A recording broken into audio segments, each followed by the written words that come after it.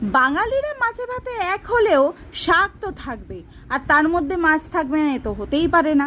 তাই দেখো, পুঁই শাকের চচ্চড়ি করছি মুড়ো দিয়ে, কাতলা মাছের মুড়ো স্পেসিফিক্যালি। নুন হলুদ মাখিয়ে রেখে কড়া করে ভেজে নেবে, একটু ভেঙে নিতেও পারো। তারপর 5 ফোড়ন, শুকনো লঙ্কা, সর্ষের তেলে ফোড়ন দিয়ে কুমড়ো, বেগুন, আলুটা ফ্রাই করে নেবে। সঙ্গে দেবে নুন আর হলুদ, আর কোনো মশলা যাবে না এতে। এবার ভালো করে ভাজা হয়ে এলে এর মধ্যে দিয়ে দেবে কেটে রাখা পুঁই শাক আর পুঁই শাকের ডাঁটা। পুঁই শাকটা কচি হলেই ভালো হবে। আচ্ছা, মেন ফ্লেভার কিন্তু এতে মাছের মুড়োতেই আসে, তো অবশ্যই কিন্তু ফ্রেশ মাছের মুড়ো নেবে। আর সিজন তো চলেই এলো ইলিশের, তোমরা চাইলে ইলিশও দিতে পারো মাছের মুড়ো হিসেবে। তারপর দেখো, ঢাকা রেখে রেখেই এই রান্নাটা মেনলি করতে হবে।